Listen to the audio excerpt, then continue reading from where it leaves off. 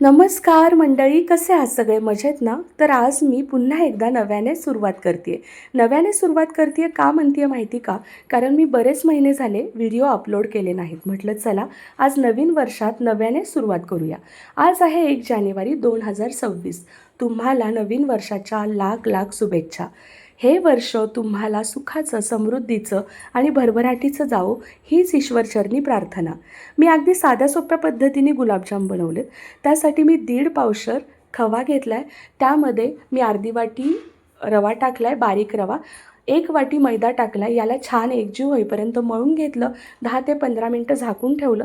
त्याच्यानंतर त्याचे छान बारीक गोळे तयार करून घेतले, तळून घेतले मंद आचेवरती.